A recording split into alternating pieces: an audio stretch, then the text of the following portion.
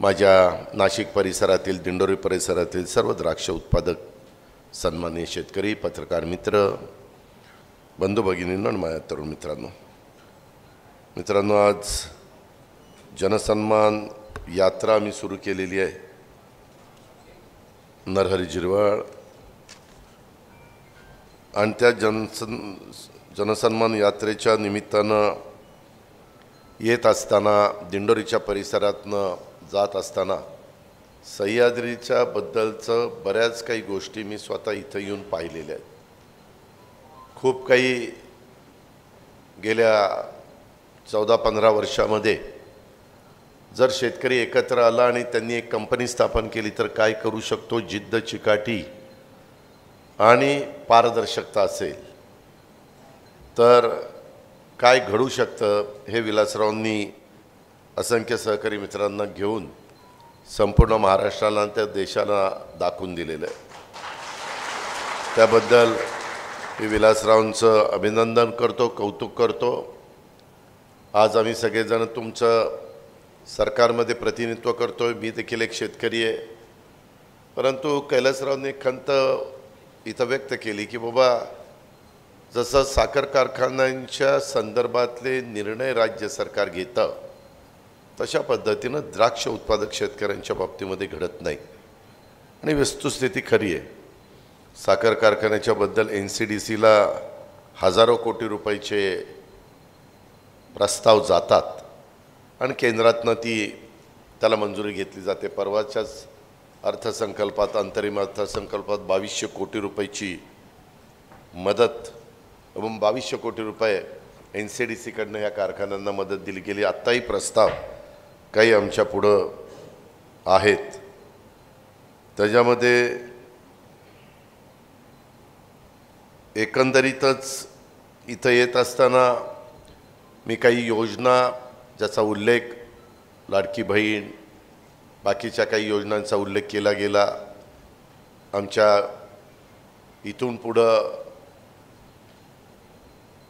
वीज माफी ही 5 वर्षाच्या करता ऑर्डर पण काढली, 3 वर्षांनी पुन्हा एक फेरआढावा घेतला जाणार आहे।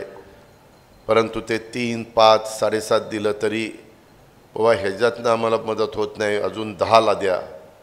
10ला दिली की म्हणायचं आता 12.5ला द्या, आता 15ला द्या। हे कधी राहत नाही। अर्थात तुमची मागणी रास्त आहे त्याबद्दल माझं दुमत असण्याचं काही कारण नाही। शेवटी जे देत असतो त्यालाच आपण मागत असतो। जे काहीच करू शकत नाही, जे देऊ शकत नाही, इतके वर्ष कोणी देण्याचा प्रयत्न देखील केला नाही, अशांना मागण्यामध्ये अर्थ नसतो। त्याच्यामुळं पुढचं बिल तुम्हाला येणारच नाही, त्याच्यामुळं तो प्रश्न मिटला आहे। आणि मागचं राहिलेलं असेल तर भरायचं नाही, त्याच्यामुळं तुम्ही काही काळजी करू नका त्याच्याबद्दल। कारण दबक्या आवाजात शेतकरी म्हणतात की ठीक आहे इथनं पुढं बिल येणार नाही, पण मागच्याचं काय? आता मागच्याचं भरायचं नाही सांगितल्यावर आणखीन काय? त्याच्यामुळं त्याच्यातनं कसा मार्ग काढायचा तो आम्ही पुढं काढू। आज माझा नाशिक जिल्हा द्राक्ष पंढरी म्हणून ओळखला जातो। देशात सर्वाधिक द्राक्षाचं उत्पादन निर्यात हे तुमच्या माझ्या महाराष्ट्रातनं होतं। राज्यातल्या द्राक्ष निर्यातपैकी जवळपास 90% द्राक्षाची निर्यात ही माझ्या एकट्या नाशिक जिल्ह्याच्या परिसरातनं होते। युरोप खंडातलं नेदरलँड असेल, जर्मनी असेल, बेल्जियम असेल, UK, युनायटेड किंगडम, डेन्मार्क हे द्राक्षाची आयात करणारे मुख्य देश आज आपण पाहतो। आणि युरोप वगळता इतर खंडाचा विचार केला तर रशिया, UAE, कॅनडा, तुर्की, चीन या देशात देखील द्राक्षांना मोठी मागणी असते। आधी करोना आणि त्यानंतर मध्ये रशिया आणि युक्रेनचं युद्ध झालं, त्याचा मोठा फटका माझ्या द्राक्ष उत्पादक शेतकऱ्यांना बसला आणि त्याच्यामुळं आर्थिक संकटामध्ये तो आलेला आहे। आणि ज्यांचा विलासरावने उल्लेख केला की बाबा अवकाळी पावसासारखं नैसर्गिक आपत्तीमुळं द्राक्ष बागायतदार नेहमी अडचणीत येतात। त्यामध्ये सतत रानामध्ये झटणारा तो द्राक्ष बागायतदार असतो आणि कधी अवकाळी पाऊस, कधी अतिवृष्टी, कधी गारपीट, कधी दुष्काळ अशा प्रकारची अनेक संकटं या ग्लोबल वॉर्मिंगमुळे यायला लागलेली आहेत आणि त्याची खूप मोठी किंमत तुम्हाला मोजावी लागते। ₹1 विमा आम्ही बाकीच्यांना दिला, त्याचाही उल्लेख केला की बाबा तुम्ही आम्हाला थोडा चार्ज वाढवा. त्याच्याबद्दल कृषी मंत्री इथं आहेत. जरी हॉर्टिकल्चर वेगळा विभाग असला तरी थोडंसं धनंजय त्या संदर्भामध्ये सचिव महोदयांशी बोलून काय आपण मार्ग काढू शकतो ते जरा माहिती घ्या. मी त्याच्यात फायनान्स मिनिस्टर म्हणून जे काही मदत करायला पाहिजे ती त्या ठिकाणी करीन. पण एक गोष्ट खरी आहे, ज्या प्रकारे ऊस उत्पादक शेतकऱ्याला मोठ्या प्रमाणावर मदत होती ह्या न त्या कारणाने, तशा पद्धतीनं आमच्या द्राक्ष बागायतदारांना होत नाही. त्याकरता GSTचा उल्लेख त्यांनी केला. बेदाणा करत असताना तो आमच्या कैलासराव भोसल्यांनी केला. त्याच्याबद्दलचे आता खरं तर कैलासराव आम्ही सगळेजण निवडणुकीच्या धामधुमीमध्ये 2-3 महिने राहणार, परंतु लवकरच GST काउन्सिलची मीटिंग आहे. मी जाण्याचा प्रयत्न करणार आहे, पण मी नाही जाता आलं तर मी तिथं माझा प्रतिनिधी म्हणून कदाचित आदिती तटकरेला पाठवणार आहे. आणि त्याच्यात जर तुम्ही नोट दिली तर मी त्या GST काउन्सिलमध्ये मी गेलो तर मी, आणि माझ्याऐवजी मी आदितीला पाठवलं तर आदिती तो मुद्दा त्या बाबतीमध्ये तिथं मांडेल. आत्ताचे कृषी केंद्रीय मंत्री हे फार शेतकऱ्यांच्या बाबतीमध्ये जागृत आहेत. ते मध्य प्रदेशचे मुख्यमंत्री असताना शिवराजजी चव्हाणांनी खूप चांगले निर्णय घेतले. त्यांचा कृषीचा विकास दर हा खूप वाढलेला आहे आणि त्यांची सगळी अर्थव्यवस्था त्या कृषीवर मोठ्या प्रमाणावर अवलंबून आहे.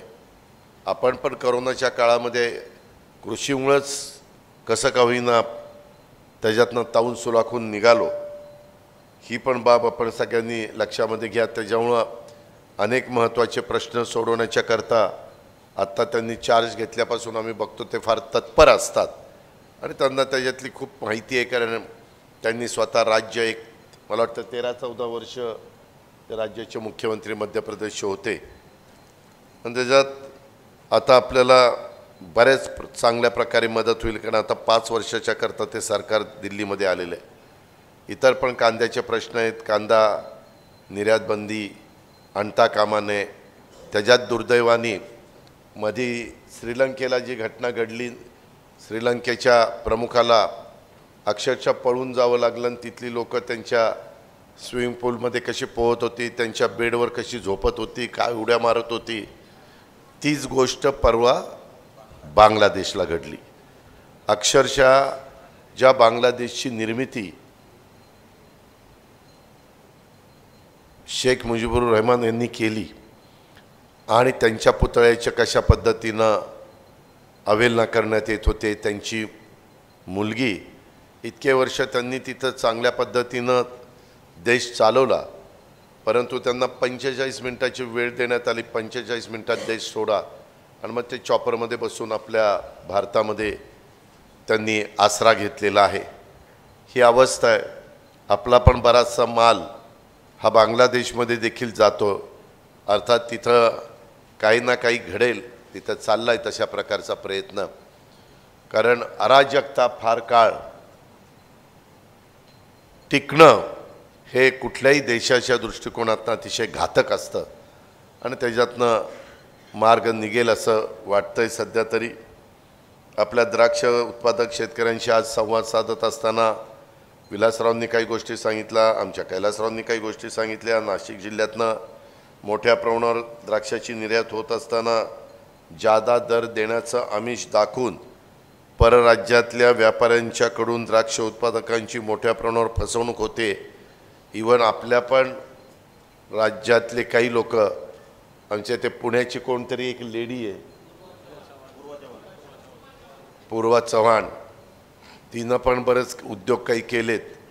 मी परवाच सिपींना आणि यांना सांगितलं की हे, आणि आपल्याला बऱ्याचदा अशा प्रकारचा वाईट अनुभव येतो तरी देखील आपण चांगल्या पार्टीकडनं आपला माल एक्सपोर्ट करायच्या ऐवजी पुन्हा थोडंसं नाही इथं पैसे जास्त मिळतात म्हणून तिथं जातो आणि आपली फसवणूक होती. मागच्या काही वर्षामध्ये अशा प्रकारचे गोष्टी प्रकार हे सातत्याने वाढत आहेत. त्याही संदर्भामध्ये खरं तर आपल्याला सगळ्यांना जागृत राहून काम करावं लागणार आहे. ही पण बाब आपण सगळ्यांनी लक्षामध्ये घ्या. एकंदरीतच मगाशी काका कैलासराव बोलत असताना त्यांनी सांगितलं की तुम्ही मागेल त्याला सोलर पंप देताय, परंतु आमच्याकडे सोलर पंप नाही, पण आम्हाला आता सोलर पंप पाहिजे. ती चर्चा मंत्रिमंडळाच्या बैठकीमध्ये झाली. आता आम्ही जवळपास 8,500-9 हजार मेगावॉट वीज सोलर पॅनलमधनं तयार करतोय. आमचे टेंडर सगळे झालेले आहेत. जागा आपल्याच गव्हर्नमेंट ऑफ महाराष्ट्राची मिळाली. पूर्वी मला आठवतं आहे, मी ऊर्जा खात्याचा 10 वर्ष मंत्री होतो, काही वर्ष सुनील तटकरे होते. साधारण 1 मेगावॉट वीज तयार करायला सुरुवातीला 6 एकर जमीन लागायची. ती आली नंतर 5 एकरावर, ती आता आली 4 एकरावर. कारण पॅनलची साईज पण कमी झाली. पॅनलनं वीज तयार करण्याची त्यांची क्षमता देखील कंपन्यांनी वाढवली. त्याच्यामुळं आता 4 एकरामध्ये 1 मेगावॉट वीज आपण तयार करतोय. आम्ही जवळपास 35-40 हजार एकर जमीन राज्य सरकारचीच आपल्याला उपलब्ध झाली आणि आम्ही कंपन्यांना टेंडर काढून त्याच्यामध्ये त्यांना वीज आम्हाला तयार करून द्या असं सांगितलं. विजेचे दर आले 280, 290, 3, 310, 320, ॲव्हरेज 3. त्याच्यामुळं आम्हाला ह्याच्या आधी 7 रुपयांनी वीज घ्यावी लागायची सगळा खर्च धरून, आता ती 3 रुपयांनी मिळते. आणि हे कैलासराव साधारण 1 वर्ष जरा तुम्ही दम काढा. 1 वर्षांनी आम्ही सगळ्या शेतकऱ्यांना जे वीज घेणारे आहेत, सोलरवाले नाहीत, त्यांनाही दिवसा वीज देणारे, रोज दिवसा. कारण आपल्या महाराष्ट्रामध्ये 9,000 मेगावॉट वीज ही दिवसा सूर्यप्रकाश उगवला की सूर्य उगवल्यानंतर ती वीज आपल्याला मिळणार, सूर्यास्त झाल्यावर बंद होणार. त्याच्यामुळे आम्हाला पण आता इथनं पुढं त्यावेळेस रात्री वीज देण्याचं कारण नाही. आणि म्हणून काही काळाकरताच तो प्रश्न आहे.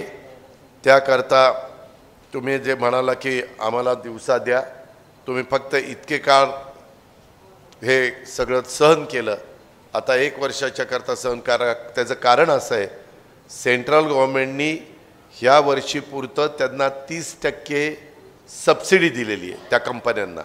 त्याच्यावर त्या सगळ्या कंपन्या ह्या वर्षभरातच त्यांचे प्लांट पूर्णत्वाला नेण्याचा प्रयत्न करतायत. त्याशिवाय त्यांनाही सबसिडी 30% मिळणार नाही आणि ती बहुतेक मोठ्या कंपन्यांना मिळायची. मोठे लोक त्याच्यामध्ये उतरलेले आहेत. अर्थात त्यांनी टेंडर भरले, ते लोएस्ट आले, त्याच्यावर त्यांना देणं आम्हाला भाग पडलं. ह्याही गोष्टीची नोंद आपण त्या बाबतीमध्ये घ्यावी. साधारण 44 लाख आमचे बळीराजा मोफत वीज योजनेमध्ये शेतकरी आम्ही पाहिले आणि म्हणून 7.5 एकरापर्यंत 7.5 हॉर्सपॉवरपर्यंत आम्ही ते दिलेलं आहे. त्याचाही भार आम्हाला जवळपास 14,760 कोटीचा आहे. अर्थात तो काही काळाकरता आहे. वर्षांनी तो सोलरची वीज मिळाल्यानंतर बऱ्याच अंशी आमचा भार तो कमी होणार आहे. त्याच्या संदर्भामध्ये निकषाच्याबद्दल तुम्ही सांगितलं, इतर पण काही पीक विम्याच्याबद्दल तुम्ही त्या ठिकाणी ओहापोह केला. आणखीन काही इतर पण वेगवेगळ्या प्रकारचे प्रश्न आहेत. मी आपल्याला सगळ्या सहकारी मित्रांना सांगीन. जसं मगाशी कैलासराव म्हणाले की काही प्रश्न मार्गी लागलेत, परंतु राहिलेले पण मार्गी लागण्याचं बद्दल मी आणि माझे सगळे सहकारी, आमचं महायुतीचं सरकार त्यामध्ये लक्ष देईल. सरकार कांदा उत्पादक शेतकऱ्यांच्याही बाबतीमध्ये आम्ही केंद्राशी सातत्याने बोलतोय आणि मागं जो जबरदस्त फटका कांदा उत्पादक शेतकऱ्याला बसला तो बसता कामा नये ह्याबद्दलची पण काळजी आम्ही त्या बाबतीमध्ये घेतोय. ह्याही गोष्टीची नोंद कृपा करून आपण आजच्या ह्या संवाद कार्यक्रमाच्या निमित्तानं घ्यावी अशी माझी आपल्याला सगळ्यांना विनंती आहे. एकंदरीतच बऱ्याच गोष्टी आम्ही महात्मा ज्योतिराव फुले शेतकरी कर्जमुक्ती योजना आणली. मगाशी त्यांनी सांगितलं, कैलासरावांनी सांगितलं मला वाटतं की एकदा माफीच देऊन टाका. तसं बघितलं तर बहिणींना बरंच दिलं आहे, तसं भावांनाही दिलं आहे.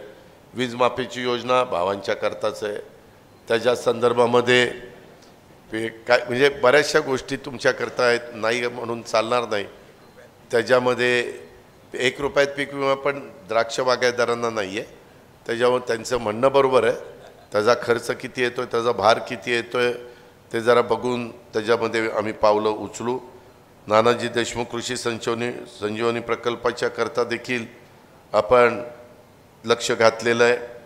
गाव तेथे गोदाम कापूस सोयाबीन तेलबिया त्याच्या उत्पादनात वाढ होण्याच्याकरता आम्ही मदत करतो आहे. आधारभूत किमतीची खरेदी आपण करतो आहे.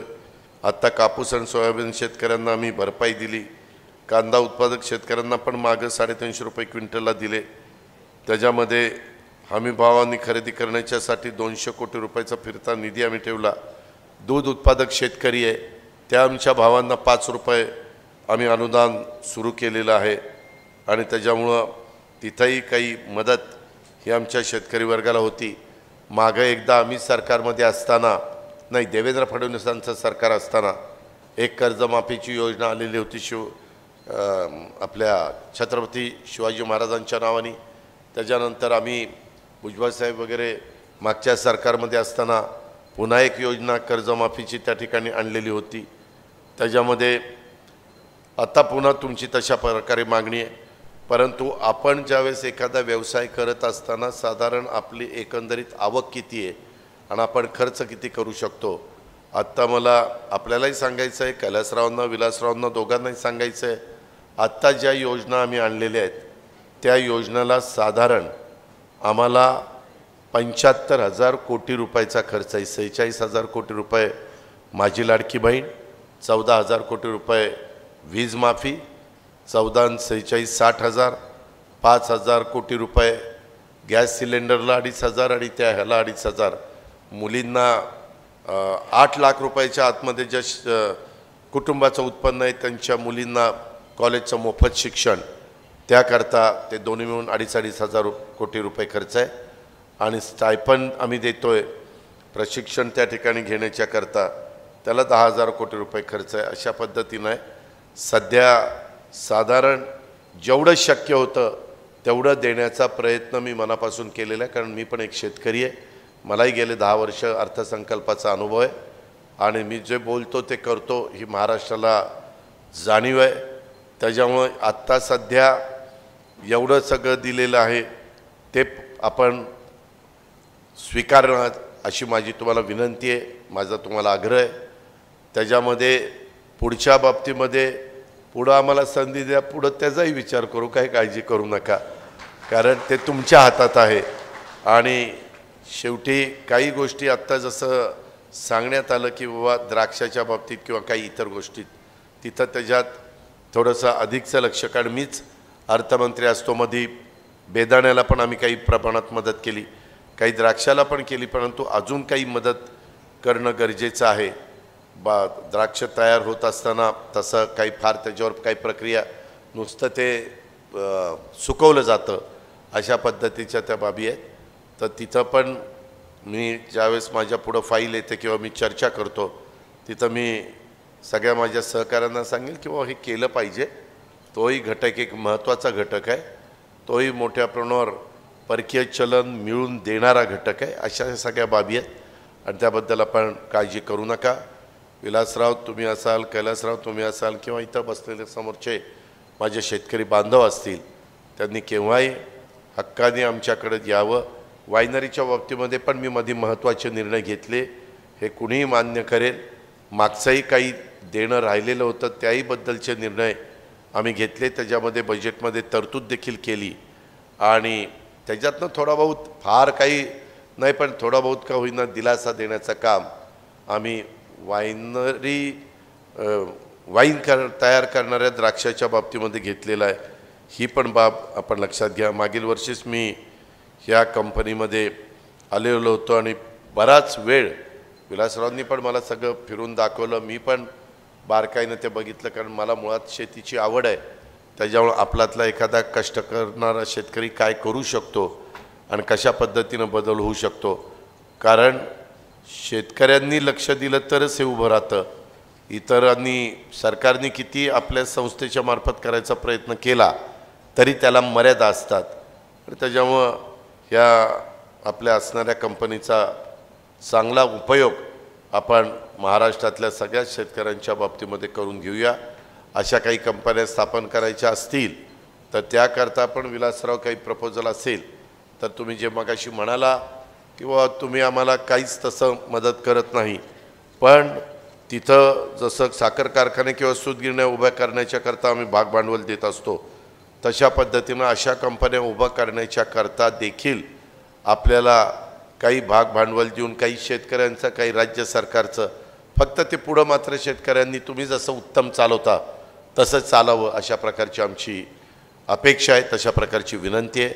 अधिक न बोलता आज आपण इथं मोठ्या संख्येने उपस्थित राहिला.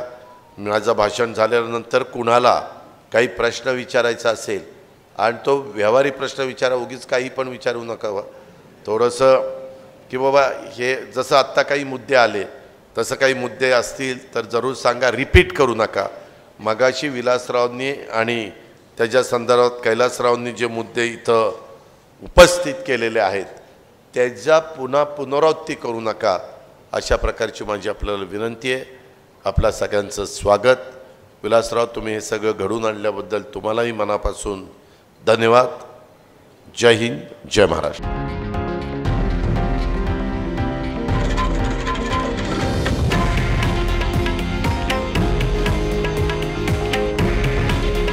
हे आहे देशातील नंबर 1 न्यूज नेटवर्क आणि आपण पाहत आहात TV9 मराठी. काळजी तुमची, हित महाराष्ट्राचं.